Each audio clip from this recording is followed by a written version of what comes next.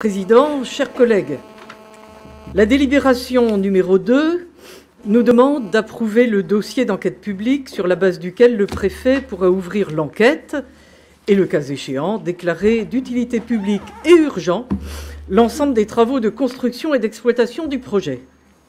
Tout d'abord, je voudrais saluer l'important travail technique qui a été réalisé et qui se traduit par ce dossier de 1400 pages comportant une cartographie illustrant par section les travaux envisagés et leurs impacts.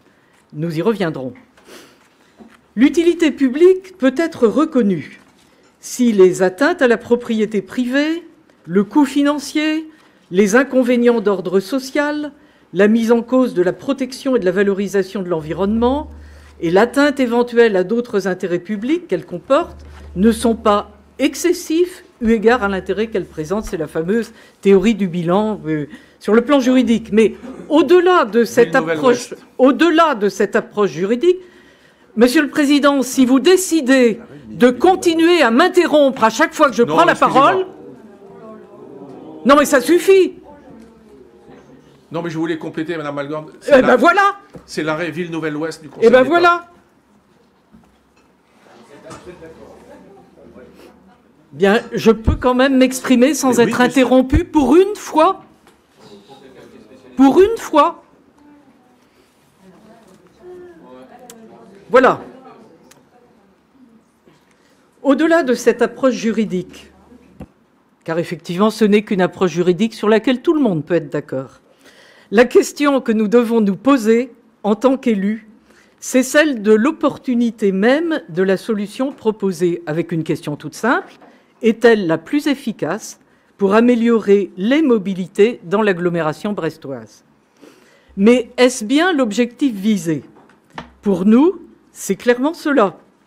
Il s'agit de répondre aux besoins de déplacement de la population en proposant les solutions les plus respectueuses de l'environnement et notamment celles qui ont le meilleur impact sur le climat, l'air, l'énergie. Je parle des besoins et non de la demande spontanée, car on peut agir sur l'évolution de celle-ci par des mesures appropriées dans un esprit de sobriété. La démarche aurait dû commencer par l'identification des besoins de déplacement et leur projection sur la durée de vie des investissements avant de valider les projets publics devant concourir à leur satisfaction. Ce n'est pas le chemin que vous avez pris. Dès l'introduction de l'éditorial des porteurs de projets, vous vous référez, et M. Nedelec l'a fait d'ailleurs dans son propos, à un critère de part modale des transports collectifs qui avoisine aujourd'hui les 10% des déplacements, et l'objectif est d'atteindre les 20%. Alors vous avez dit à 2 reprises, M. Nedelec, en 2050, dans le dossier c'est indiqué 2025. Alors évidemment, 2025, ça ne sera pas possible, puisque les nouvelles lignes, au mieux, ne rentreront en service qu'en 2026 et ne joueront donc aucun rôle par rapport à un objectif 2025. C'est encore sans doute un point à vérifier. Mais plaçons-nous quelques années plus tard. Quel est le public que vous visez pour augmenter la fréquentation des transports collectifs? Alors, vous avez essayé de définir un potentiel d'usagers nouveaux, en prenant les habitants, les emplois et les scolaires dans un rayon de 10 minutes des futures stations de tram ou de 7 minutes du BHNS. Et vous arrivez à un total de 75 000 en supprimant les doubles comptes. Alors, il y aura certes une nouvelle fréquentation des transports en commun à partir de ces quartiers. Mais est-ce que cela va permettre de réaliser du report modal, c'est-à-dire de convaincre l'automobiliste seul au volant, parfois habitant de la métropole, mais souvent venu de plus loin, d'adopter un autre mode, et notamment les transports collectifs? Le dossier en fait l'hypothèse sur la base, c'est mis à dire d'experts. Mais j'ai regardé les différentes études et d'autres experts considèrent qu'une nouvelle ligne de tramway ou de BHNS, par son aspect plus chic et plus confortable, aura autant d'attractivité pour une partie du public qui se déplaçait jusqu'à présent à pied. Qu'observons-nous à Brest? La mise en service de la première ligne de tramway s'est traduite par une augmentation de la fréquentation et particulièrement concernée, quand on regarde les statistiques de Bibus, sur les secteurs Siam-Jaurès. Il y a eu aussi un effet de désenclavement des quartiers en développement social urbain, comme Pont-à-Nézen ou Kérourien, c'était voulu dans l'esprit du plan Borloo. Et de fait, l'accès des habitants de ces quartiers périphériques au centre-ville s'en est trouvé facilité. Mais ce n'est pas du report modal. Ce n'est pas du report modal.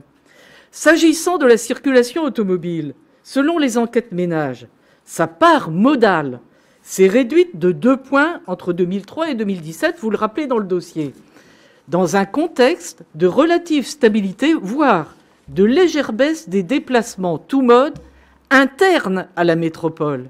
Mais les encombrements n'ont pas disparu, y compris en provenance de l'ouest, à la porte de Plouzané, ni à l'est, porte de Guipava ou porte de Gouenou, malgré les parcs relais facilitant l'accès au transport collectif.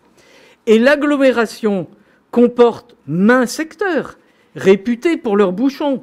Les ronds-points de Pénarcleuse au débouché de la RN12, de Kergleuse pour les véhicules franchissant le pont de l'Iroise, mais aussi pour les accès à Kergaradec ou au port de commerce et quelques autres comme le bourg de Lambézélec. C'est que le trafic automobile avec l'extérieur a continué à augmenter de 1 à 2% l'an, selon les données de la Direction des routes de l'Ouest, la DIRO. Et les bouchons sont aussi liés à des phénomènes de pointe. Ce n'est pas toute la journée, hein, bien sûr. Alors, j'ai soulevé en commission la question de l'accès au CHRU de la Cavale Blanche, où le doublement du pont de la Villeneuve n'a pas été retenu. Et il m'a été répondu, clairement, je dois dire, que sa désaturation ne figurait pas parmi les objectifs du projet. Alors, notre groupe milite, vous le savez, pour la sobriété tant énergétique que financière. Nous ne cherchons pas spécialement à charger la barque et nous sommes, comme tous les autres, inquiets des conséquences de la période inflationniste dans laquelle nous rentrons pour les capacités d'action des collectivités publiques. Et si nous militons effectivement pour les prolongations de certaines lignes, c'est parce que ce que nous défendions, c'était l'utilisation de modes beaucoup moins coûteux que le tramway. Dans la campagne électorale, nous avions parlé d'utilisation des BHNS et vous avez rappelé, monsieur Nédélec, combien c'était beaucoup moins cher que le tramway.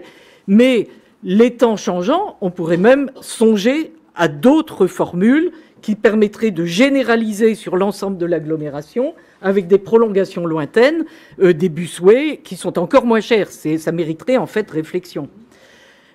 Nous sommes donc pour la sobriété. Vous nous avez vu nous opposer à des solutions routières que vous avanciez pour le contournement nord-ouest. Nous ne préconisons pas de réalisation d'extension de voirie s'il n'y a pas de besoin justifié. Mais l'accès à l'hôpital, honnêtement, nous paraissait d'intérêt général et nous paraissait mériter une prise en compte prioritaire. Nous regrettons vivement que le doublement du pont de la Villeneuve ne figure pas dans le projet. Alors, est-ce qu'on a le droit de dire ça alors qu'on est globalement contre? Mais oui, c'est notre rôle d'élu. Il y a une majorité, il y a une exécutif, vous avez fixé vos priorités, ce ne sont pas les nôtres, mais nous devons dire à l'intérieur de vos choix ce que nous considérons comme le mieux ou le moins mal pour le bénéfice des habitants de Brest et de l'agglomération. Alors, est-ce à dire que vous visez sur la congestion, sur la réduction de l'offre de voies pour les automobiles, qui est en corrélation directe avec l'instauration de sites propres, pour obtenir un report vers les transports collectifs? Nous doutons complètement de l'efficacité d'une telle méthode coercitive. C'est pas comme ça que ça marchera. Nous recherchons du report modal, nous aussi, mais on est convaincus que c'est pas comme ça que ça marchera. Nous défendons la liberté de choix des citoyens tout en encourageant l'émergence d'alternatives à l'autosolisme. Nous faisons la différence entre les déplacements choisis et les déplacements contraints. Et nous sommes convaincus qu'une action volontariste pour réduire ces derniers peut se révéler très efficace. À plusieurs reprises, dans Saint-Enceinte et ailleurs, j'ai proposé la mise en place d'une approche commune des plans de mobilité employeurs des principales entreprises et institutions de l'agglomération. Alors, j'ai appris que la métropole accompagne quelques employeurs comme le CHU, la base navale ou des entreprises du Technopole.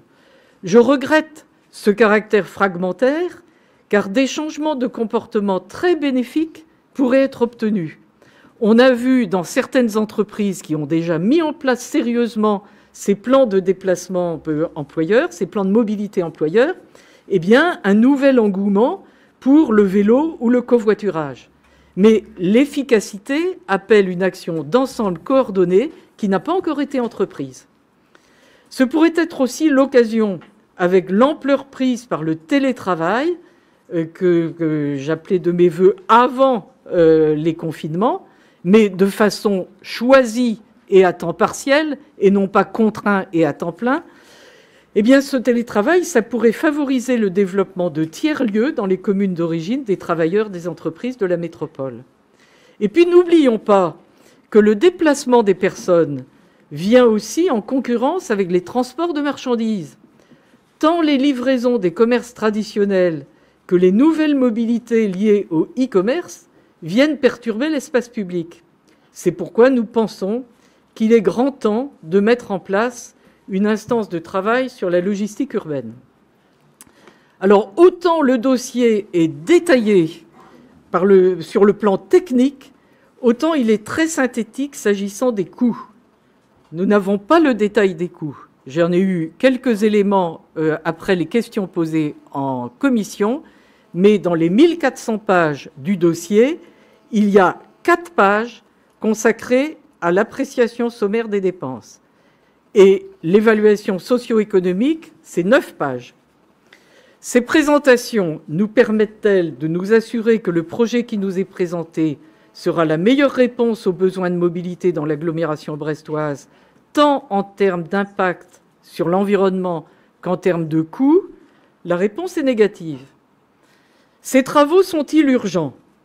Alors, nous avions noté dans le dossier, mais sans doute est-ce périmé maintenant, après votre propos introductif, Monsieur le Président, nous avions noté dans le dossier votre souci de lancer simultanément les 2 lignes pour faire des économies d'échelle et pour éviter de perturber des quartiers entiers pendant plusieurs années. Nous avions aussi relevé que l'achat des rames de tramway serait coordonné avec d'autres agglomérations portant des projets comparables. Voilà. Alors, est-ce que votre déclaration préliminaire, sur laquelle je n'ai pas osé réagir puisque c'était un point qui était inscrit à l'ordre du jour, veut dire que tout ceci est remis en cause? Et finalement, l'échéance de mise en service en 2026 est-elle vraiment impérative? Et nous avons bien pu constater que non, puisque vous-même avez parlé de décorrélation, ce qui veut dire de report. Alors, plus généralement, au moment où l'on croyait sortir de la pandémie, le débat public ne résonnait que du monde d'après. La campagne présidentielle ne s'en est guère souciée. Et la guerre en Ukraine est venue écraser toute autre préoccupation. Mais cette guerre n'est-elle pas elle-même l'expression d'un monde en ébullition à tous égards? Le changement climatique n'impose pas seulement des politiques énergétiques différentes. Par exemple, il fait aussi changer de main à l'arme alimentaire. Tous ces bouleversements ont des conséquences rapides et directes sur notre pays et chacune de ses collectivités. Notre modèle urbain va devoir très vite évoluer et nos choix d'organisation des mobilités aussi. Les études prospectives de la RATP se projettent à l'horizon 2050 vers une ville qui romprait avec des transports de masse pour aller vers des déplacements plus fins à la demande. Si nous approuvions aujourd'hui le dossier d'enquête qui a été établi, il l'a été sur des bases d'avant Covid et d'avant prise de conscience aiguë que l'on a maintenant, semble-t-il, de l'impact local des bouleversements mondiaux. Eh bien, nous risquons fort de passer à côté des réels enjeux. C'est pourquoi nous voterons contre cette délibération.